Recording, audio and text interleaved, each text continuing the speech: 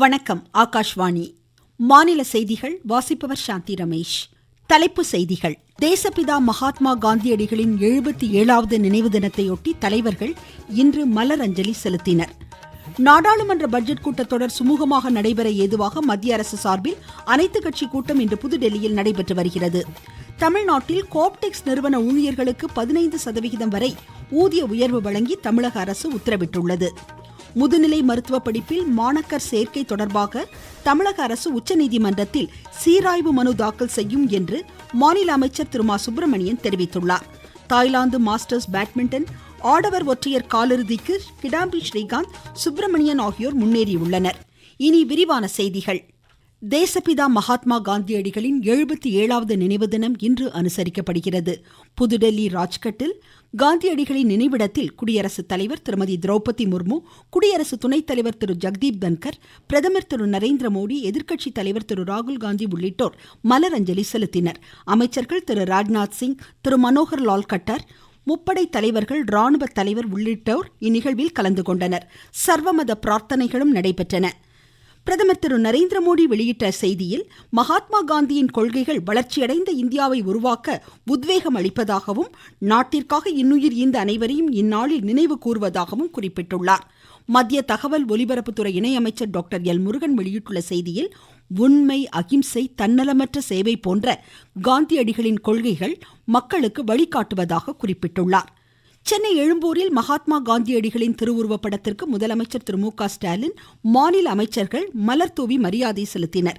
பின்னர் தலைமை செயலகத்தில் முதலமைச்சர் தலைமையில் தீண்டாமை ஒழிப்பு உறுதிமொழியும் ஏற்கப்பட்டது. கன்னியாகுமரியில் அமைந்துள்ள காந்தி நினைவு மண்டபத்தில் காந்தியடிகளின் திருவுருவ படத்திற்கு மாவட்ட நிர்வாகம் சார்பில் மலரஞ்சலி செலுத்தப்பட்டது. காந்தியடிகளின் நினைவு தினம் தியாகிகள் தினமாகவும் தேசிய தொழுநோய் ஒழிப்பு தினமாகவும் இன்று கடைபிடிக்கப்படுகிறது. சிவகங்கை மாவட்டத்தில் தொழுநோய் ஒழிப்பு தினத்தை முன்னிட்டு விழிப்புணர்வு பேரணியை ஆட்சித்தலைவர் திருமதி ஆஷா அஜித் இன்று துவக்கி வைத்தார்.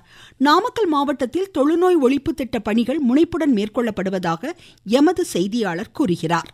நாமக்கல் மாவட்டத்தில் தொழுநோயால் பாதிக்கப்பட்டவர்கள் மற்றும் அவர்களின் குடும்பத்தினருக்கு தேவையான அனைத்து உதவிகளும் தொடர்ந்து வழங்கப்பட்டு வருகின்றன.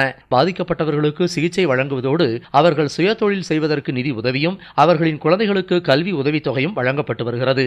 இத்துறை பணியாளர்கள் வீடுகள் தோறும் சென்று பொதுமக்களுக்கு தொழுநோய் குறித்த விழிப்புணர்வுகளை ஏற்படுத்தி பாதிக்கப்பட்டவர்களுக்கான சிகிச்சைகள் வழங்குவதை உறுதி செய்து வருகின்றனர். நாமக்கல் மாவட்ட செய்தியாளர் எஸ் கண்ணன். தர்மபுரி மாவட்டத்திலும் தொழுநோய் ஒழிப்பு விழிப்புணர்வு நிகழ்ச்சிகள் இன்று நடைபெற்று வருகின்றன. நாடாளுமன்ற பட்ஜெட் கூட்டத்தொடர் குடியரசுத் தலைவர் திருமதி திரௌபதி முர்மு உரையுடன் நாளை தொடங்குகிறது.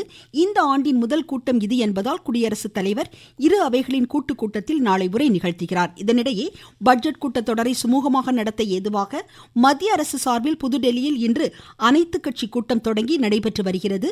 அமைச்சர்கள் திரு ராஜ்நாத் சிங், திரு ஜே.பி. நட்டா, திரு கிரண் ரிஜிஜு, காங்கிரஸ், திரிணாமுல் காங்கிரஸ், சமாஜ்வாடி, பிஜு ஜனதாதள், திமுக கட்சிகளின் நாடாளுமன்ற உறுப்பினர்கள் இதில் பங்கேற்றுள்ளனர். பட்ஜெட் கூட்டத்தொடரை சுமூகமாக நடத்த அனைத்து அரசியல் கட்சிகளும் உரிய ஒத்துழைப்பை வழங்க வேண்டும் என்று மத்திய அரசு கோரிக்கை விடுத்துள்ளது.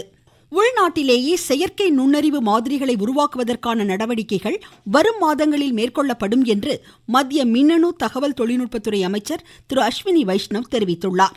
புதுடெல்லியில் செயற்கை நுண்ணறிவு இயக்கம் தொடர்பாக செய்தியாளர்களிடம் இன்று பேசிய அமைச்சர், இம்மாதிரிகள் உலகிலுள்ள மிக சிறந்த மாதிரிகளுடன் போட்டியிடும் திறன் வாய்ந்ததாக இருக்கும் என்று நம்பிக்கை தெரிவித்தார். இந்தியாவின் சொந்த செயற்கை நுண்ணறிவு மாதிரிக்கான கட்டமைப்பை உருவாக்க உத்தேச அழைப்புகள் விடுக்கப்பட உள்ளதாகவும் அமைச்சர் கூறினார். செயற்கை நுண்ணறிவு பாதுகாப்பு நிறுவனம் நம் நாட்டில் ஏற்படுத்தப்படும் என்று கூறிய அமைச்சர், AI தொழில்நுட்பத்தை முன்னெடுத்து செல்லும் வகையில் GPU எனப்படும் 15,000 கிராபிக் செயலாக்க அதிநவீன பிரிவுகள் நம்மிடம் உள்ளதாக எடுத்துரைத்தார். சர்வர் இணையதள சேவையகங்களில் டீப்சீக் அதிநவீன தொழில்நுட்பம் விரைவில் ஏற்படுத்தப்படும் என்றும் அமைச்சர் குறிப்பிட்டார். அதிநவீன தொழில்நுட்பங்கள் நாட்டு மக்களுக்கு கிடைக்க வேண்டும் என்பதே பிரதமர் திரு நரேந்திர மோடியின் விருப்பம் என்றும் திரு அஸ்வினி வைஷ்ணவ் குறிப்பிட்டார். வளர்ச்சியடைந்த பாரத இலக்கை எட்ட நாட்டில் உள்ள இளையோரின் பங்களிப்பு மிக அவசியம் என்று மத்திய வெளியுறவுத்துறை அமைச்சர் டாக்டர் எஸ் ஜெய்சங்கர் கூறியுள்ளார்.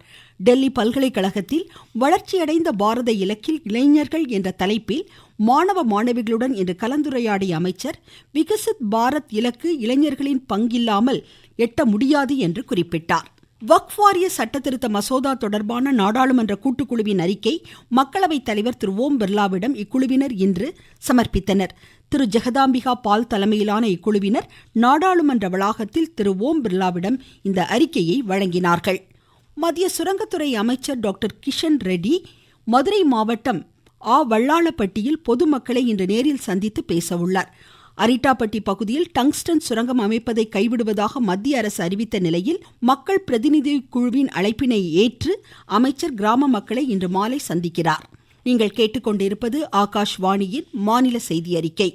தமிழ்நாட்டில் கோப்டெக்ஸ் நிறுவன ஊழியர்களுக்கு 15% வரை ஊதிய உயர்வு வழங்கி தமிழக அரசு இன்று உத்தரவு பிறப்பித்துள்ளது. இதன்படி அலுவலக உதவியாளர் முதல் தலைமை பொது மேலாளர் வரை 10 நிலைகளில் பணியாற்றும் ஊழியர்கள் ஊதிய உயர்வு பெறுவார்கள். முதுநிலை மருத்துவ படிப்பில் மாணாக்கர் சேர்க்கை தொடர்பாக தமிழக அரசு சார்பில் உச்சநீதிமன்றத்தில் சீராய்வு மனு தாக்கல் செய்யப்படும் என்று மாநில மருத்துவம் மக்கள் நல்வாழ்வுத்துறை அமைச்சர் திரு மா சுப்பிரமணியன் தெரிவித்துள்ளார். சென்னை தலைமைச் செயலகத்தில் இன்று செய்தியாளரிடம் பேசிய அவர், உச்சநீதிமன்றத்தின் தீர்ப்பு குறித்து சட்ட வல்லுநர்களுடன் ஆலோசனை நடத்தப்படும் என்றார்.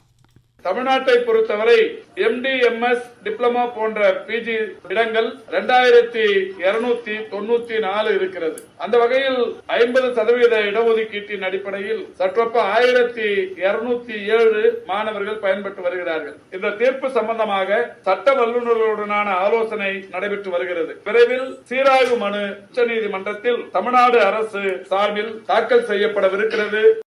முல்லை பெரியாறு அணையின் உறுதித்தன்மை தொடர்பான வழக்கை தமிழக அரசு தொடர்ந்து மேற்கொள்ளும் என்று மாநில நீர்வளத்துறை அமைச்சர் திரு துரைமுருகன் தெரிவித்துள்ளார். வேலூர் மாவட்டம் காட்பாடியில் இன்று செய்தியாளரிடம் பேசிய அவர், தமிழகத்திற்கு தரவேண்டிய தண்ணீர் விஷயத்தில் மழைக்காலத்தில் திறந்துவிடப்படும் தண்ணீரையும் சேர்த்து கர்நாடகம் கணக்கு காட்டுவதாக குறை கூறினார்.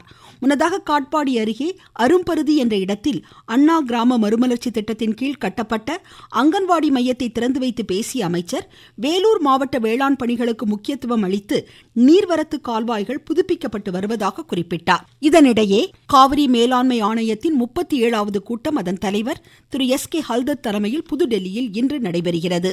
தமிழ்நாடு அரசு பணியாளர் தேர்வாணையத்தின் குரூப் 2 முதன்மை தேர்விற்கான நுழைவு சீட்டுகள் இணையதளத்தில் வெளியிடப்பட்டுள்ளன. tnpsc.gov.in மற்றும் tnpscexams.in இணையதளங்களில் நுழைவு சீட்டுகளை பதிவிறக்கம் செய்து கொள்ளலாம். முதன்மை தேர்வுகள் வரும் 8 மற்றும் 23 தேதிகளில் நடைபெறும். தமிழ்நாட்டில் ஒலி மாசுவை கட்டுப்படுத்துவதற்கான நடவடிக்கைகளை மேற்கொள்ள அதிகாரிகளை மாநில அரசு நியமித்துள்ளது. மாவட்ட ஆட்சித்தலைவர்கள், காவல்துறை கண்காணிப்பாளர்கள், துணை காவல் கண்காணிப்பாளர்கள் உள்ளிட்டோர் இந்நடவடிக்கைகளை கண்காணிக்க நியமனம் செய்யப்பட்டுள்ளனர். இலங்கை சிறையிலிருந்து விடுவிக்கப்பட்ட ராமேஸ்வரம் மீனவர்கள் 6 பேர் விமானம் மூலம் இன்று சென்னை வந்தடைந்தனர்.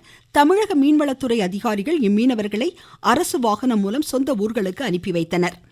திருச்சி மத்திய பேருந்து நிலையத்தில் சாலை பாதுகாப்பு வார விழாவையொட்டி கும்பகோணம் தமிழ்நாடு அரசு போக்குவரத்து கழகத்தின் திருச்சி மண்டலம் சார்பில் விழிப்புணர்வு துண்டு பிரசுரங்கள் பொதுமக்களுக்கு விநியோகிக்கப்பட்டன.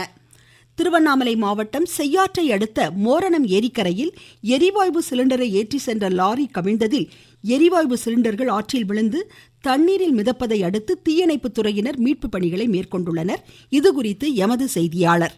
செங்கல்பட்டு மாவட்டம் படாலம் கேஸ் கம்பெனிலிருந்து 375 முழு கொள்ளளவு கொண்ட எரிவாயு சிலிண்டர்களை ஏற்றிக்கொண்டு குடியாத்தம் நோக்கி சென்ற லாரி நேற்று நள்ளிரவு திருவண்ணாமலை மாவட்டம் செய்யார் அடுத்த மோரணம் ஏரிக்கரையில் சென்றபோது லாரி ஓட்டுநரின் கட்டுப்பாட்டில் இருந்து அருகில் இருந்த ஏரியில் லாரி கவிழ்ந்து சிலிண்டர்கள் அனைத்தும் தண்ணீரில் மிதந்தன. தகவல் அறிந்த தீயணைப்புத் துறையினர் சிலிண்டர்களை பத்திரமாக மீட்டெடுத்தனர். இதுகுறித்து மோரணம் போலீசார் வழக்கு பதிவு செய்து விசாரணை மேற்கொண்டு வருகின்றனர். இச்சம்பவத்தால் மோரணம் பகுதியில் மிகவும் பரபரப்பு ஏற்பட்டுள்ளது. திருவண்ணாமலை என் ரவிச்சந்திரன். பாங்காக்கில் நடைபெறும் தாய்லாந்து மாஸ்டர்ஸ் பேட்மிண்டன் ஆடவர் ஒற்றையர் காலிறுதிக்கு இந்தியாவின் கிடாம்பி ஸ்ரீகாந்தும் சுப்பிரமணியனும் முன்னேறியுள்ளனர். காலிறுதிக்கு முந்தைய சுற்று ஆட்டங்களில் கிடாம்பி ஸ்ரீகாந்த் ஹாங்காங்கின் ஜேசனை 21-19, 21-15 என்ற நேர் செட்களிலும், சுப்பிரமணியன் இந்தோனேஷியாவின் சிக் ஹோராவை 9-21, 21-10, 21-17 என்ற செட்களிலும் வென்று காலிறுதிக்கு தகுதி பெற்றனர். மீண்டும் தலைப்புச் செய்திகள். தேசப்பிதா மகாத்மா காந்தியடிகளின் 77வது நினைவு தினத்தையொட்டி தலைவர்கள் இன்று மலரஞ்சலி செலுத்தினர். நாடாளுமன்ற பட்ஜெட் கூட்டத்தொடர் சுமூகமாக நடைபெற ஏதுவாக மத்திய அரசு சார்பில் அனைத்து கட்சி கூட்டம் இன்று புதுடெல்லியில் நடைபெற்று வருகிறது. தமிழ்நாட்டில் கோப்டெக்ஸ் நிறுவன ஊழியர்களுக்கு 15% வரை ஊதிய உயர்வு வழங்கி தமிழக அரசு உத்தரவிட்டுள்ளது. முதுநிலை மருத்துவ படிப்பில் மாணாக்கர் சேர்க்கை தொடர்பாக தமிழக அரசு உச்சநீதிமன்றத்தில் சீராய்வு மனு தாக்கல் செய்யும் என்று மாநில அமைச்சர் திரு மா சுப்பிரமணியன் தெரிவித்துள்ளார். தாய்லாந்து மாஸ்டர்ஸ் பேட்மிண்டன் ஆடவர் ஒற்றையர் காலிறுதிக்கு கிடாம்பி ஸ்ரீகாந்த், சுப்பிரமணியன் ஆகியோர் முன்னேறியுள்ளனர். இத்துடன் இந்த செய்தி அறிக்கை முடிவடைந்தது.